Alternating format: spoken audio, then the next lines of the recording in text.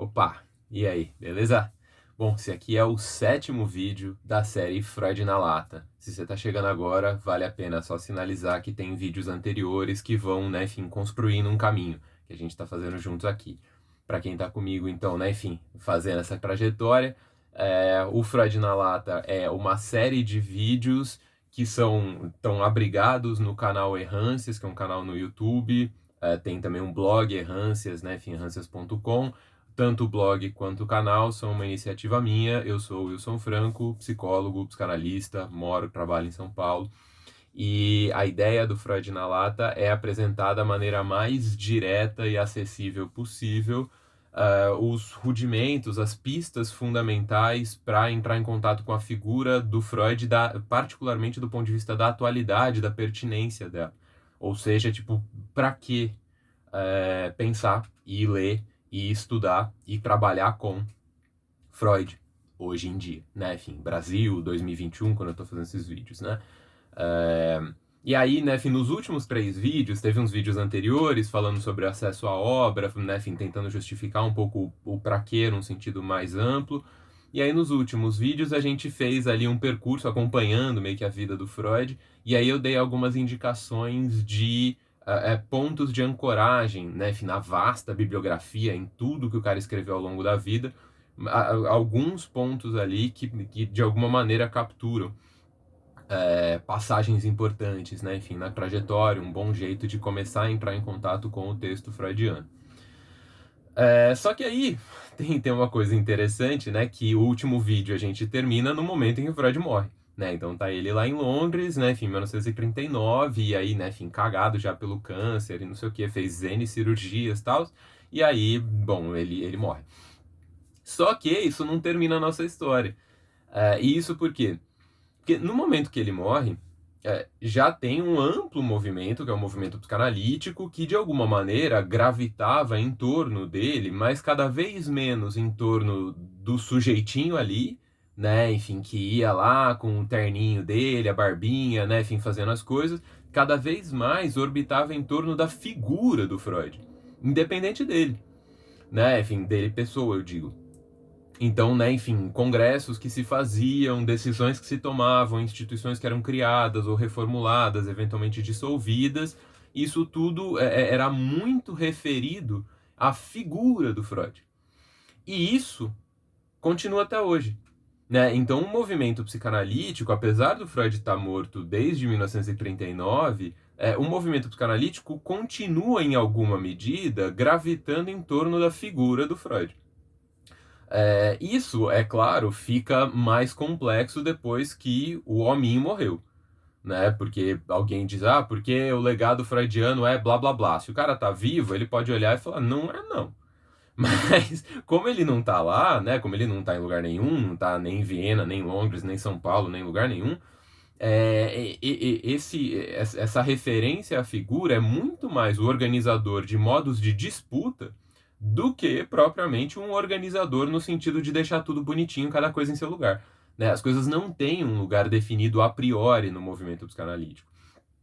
Isso começa a ficar claro logo que ele morre. 1940, né, enfim, ele tinha acabado de morrer. E em Londres, que né, enfim, era onde ele estava, começa uma discussão gigantesca na principal instituição londrina, né, enfim, que era a Sociedade Britânica de Psicanálise, em torno de quem seria a principal figura representativa do legado do Freud. E aí tinha 2 pessoas principais disputando esse cargo, simbólico, é claro.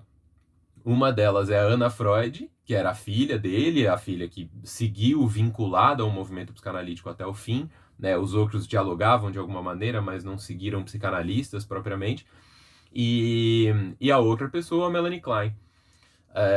E aí elas tinham essa disputa porque elas tinham concepções diferentes em relação ao que a psicanálise poderia fazer, particularmente em relação à psicanálise com crianças, mas, para além disso, tinha uma disputa sobre qual é o lugar da psicanálise em relação ao trabalho com o psiquismo humano, então a clínica, mas também o foco das investigações da psicanálise enquanto teoria sobre o homem, se o foco é a normalidade, se o foco são os impulsos constitutivos, se o foco é no originário enquanto palco das intensidades, dos ruídos, né, enfim, do som e da fúria, que é a vida humana, ou se é a busca pela adaptação, um foco numa cultura de alguma maneira estabilizada como ponto de referência. Tinha umas disputas ali, que seguem até hoje, por sinal. Né? Enfim, se o ponto central da psicanálise é ajudar as pessoas a se ajustar à sociedade, ou se é entrar em contato com as forças mais primitivas, ou com a sexualidade enquanto, né, agente de um desejo, ou como fonte de uma ética, por assim dizer. Né, eu estou simplificando bastante as coisas aqui para não me comprometer com nenhum movimento, mas o ponto é que tem uma disputa que começa com o Freud vivo, a bem da verdade, mas que a partir de 1940 fica muito claramente colocada no cerne do movimento psicanalítico. E o ponto é que dá para dizer que a psicanálise cresceu desde 1939 até os dias de hoje, muito pautada por essa tensão. O que não significa que a psicanálise foi se diluindo, porque não parece exatamente o caso, mas também parece evidente que a psicanálise não está organizadinha em torno de um centro comum. Então tem uma série de centros sendo estabelecidos e contestados e disputados. De forma que, então, a gente poderia dizer, esquematicamente, é uma provocação que eu tenho sustentado, que a gente tem psicanálises, e não uma psicanálise propriamente. Tem algumas coisas que são chamadas de psicanálise que me parece claro que não mereceriam usar o nome. Então, né, enfim, tem uma série de instituições tentando promover psicanálise ortodoxa, que é uma psicanálise vinculada a algum tipo de dogma neopentecostal. Né? Tem algumas apropriações da psicanálise pautadas por moralismos muito específicos, que são estranhos a qualquer leitura minimamente respeitosa do texto freudiano e né, enfim, dos princípios fundamentais da psicanálise. Então são, né, enfim, deturpações, né, de alguma maneira são heteronomias, são coisas que se afastam de qualquer coisa que poderia estar ali. Ainda assim, tem concepções muito divergentes e que conseguem sustentar algum tipo de legitimidade para sua posição. Então, se a gente for comparar, né, enfim, algumas perspectivas de psicologia do ego que são herdeiras do trabalho da Anna Freud, elas são compatíveis com uma certa leitura da obra do Freud, e elas são profundamente diferentes de algumas outras leituras que são, que a gente poderia encontrar, por exemplo, em alguns grupos dentro das dissidências do lacanismo. Então, pessoas que são inspiradas pela obra daquele psicanalista francês que eu já mencionei antes, que é o Jacques Lacan. Então, tem alguns movimentos lacanianos que são muito diferentes e parecem incompatíveis em quase tudo, em comparação com alguns grupos da psicologia do ego, por exemplo. Só que essas duas coisas são psicanálise. O cara, né, enfim, do lacanismo vai olhar para a psicologia do ego e falar, isso aí não é psicanálise. E os caras da psicologia do ego vão olhar para o lacanismo específico lá e falar, isso não é psicanálise. Agora, para todos os efeitos, eles dificilmente têm que fazer esse tipo de cotejamento. Né? A gente dificilmente tem que fazer um tribunal para definir o que é, afinal de contas, a psicanálise. Se a gente tivesse que, né, inscrever em alguma pedra e todo mundo fazer um juramento para essa pedra que psicanálise é isso e nada senão isso, aí a gente teria um problema. Mas, para bem e para mal, isso não existe. Né? Então dá para ter psicanálises muito distintas entre si, convivendo no mesmo espaço e no mesmo tempo, e elas vão apontar para coisas diferentes. Isso faz com que, então, apesar de a gente ter feito o arco da obra do Freud, isso não exatamente esgota as questões em relação a como entrar em contato com a obra do Freud, porque vai depender de por onde, de que você se aproxima mais quando você está lendo. Né? Então você talvez nem saiba muito, mas você provavelmente vai ter alguma outra motivação além do texto mesmo do Freud. Então vamos dizer que você resolveu ler Freud depois que você está assistindo esses vídeos aqui. Assistir os vídeos do Freud na lata, falar, beleza, eu vou ler Freud. Vou anotar e vou ler os textos. Você não está pegando Freud direto.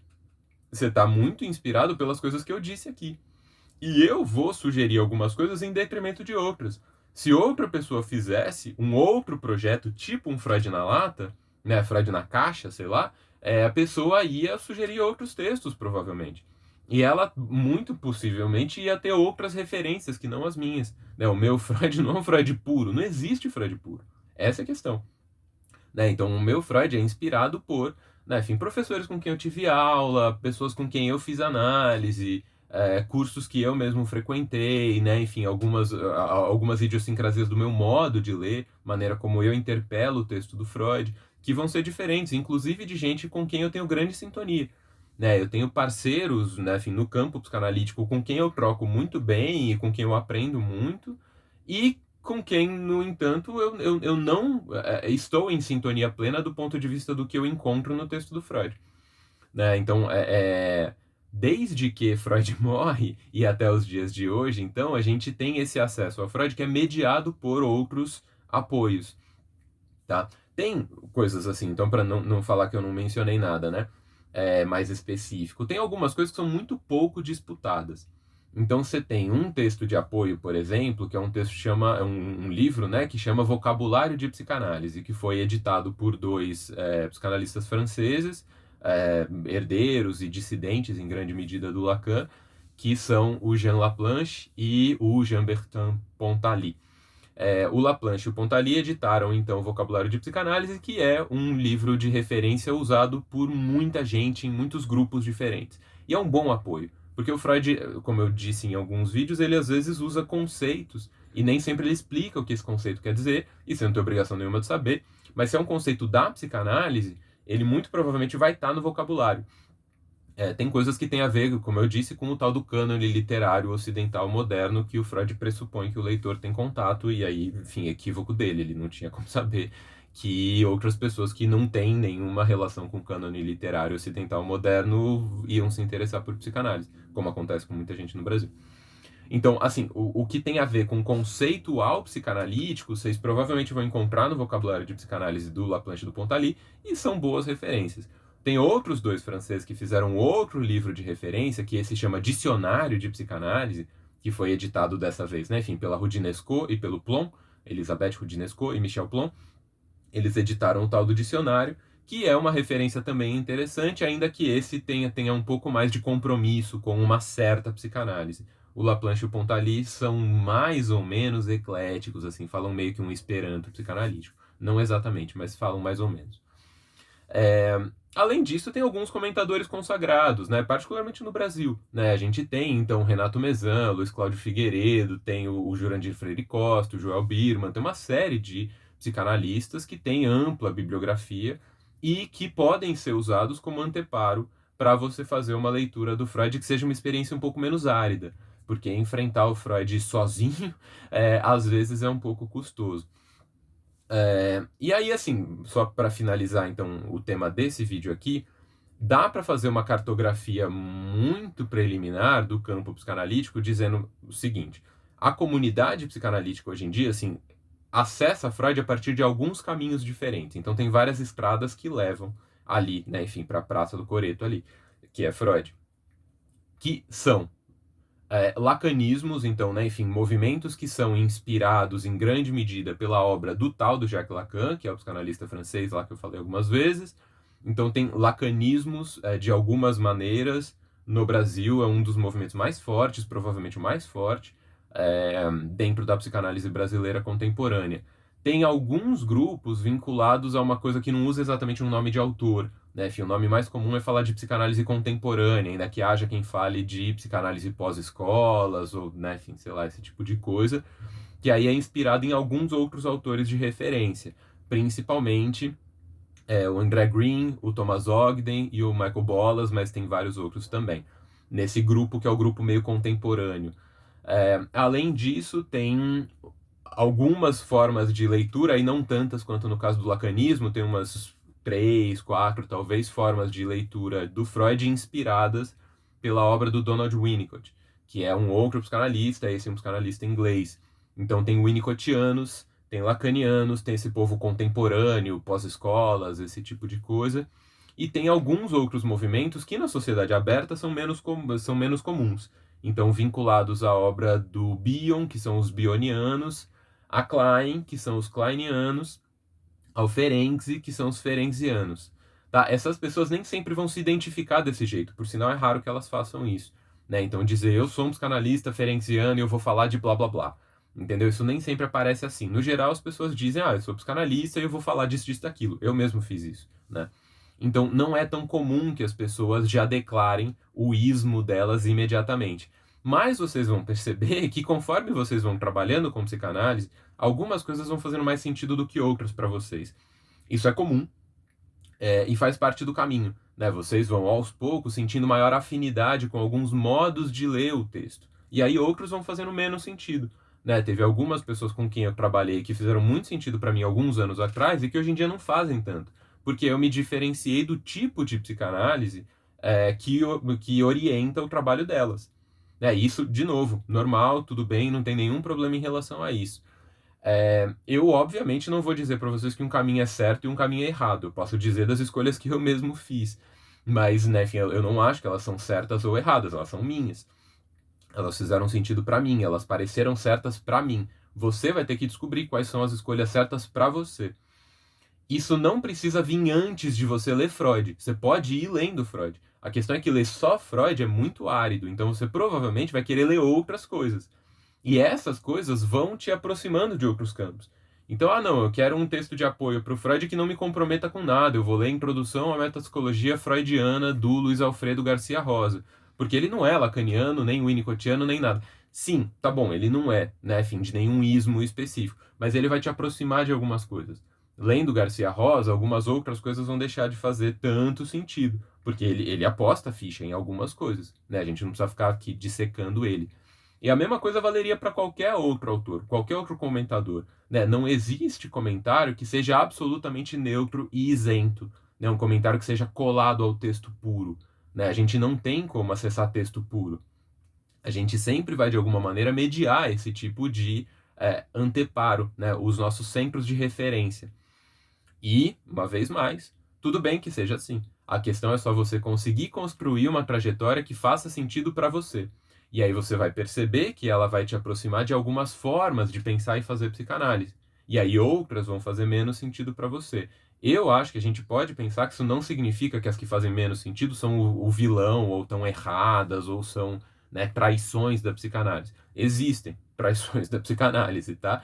Mas não é todo o grupo do qual você diverge que é inimigo, né? Alguns são, alguns não. São só modos diferentes. E tudo bem. Então, assim, é isso, né? Enfim, as pistas principais que eu queria compartilhar com vocês nesse vídeo sobre, né, enfim, a vida do Freud após a morte do Freud. Essas são as coordenadas principais, eu espero que ajude vocês. É claro que, né, enfim, em termos de heranças, aí eu optei por ser um pouco mais panorâmico, mais genérico, mas sinalizei uma coisinha ou outra que eu acho que podem ser bons apoios para vocês. E aí vocês vão encontrando a turma de vocês, né? Talvez ela esteja mais perto das coisas que eu mesmo uso, talvez estejam mais distantes, e tudo bem, né? Enfim, eu espero que o caminho que vocês encontrem faça sentido para vocês. Ainda queria fazer mais um videozinho curto, então a gente ainda se vê, né, enfim, no próximo vídeo, para dar uma amarrada nessa trajetória toda que fizemos juntos. Beleza? Então, a gente se vê lá. Vem comigo.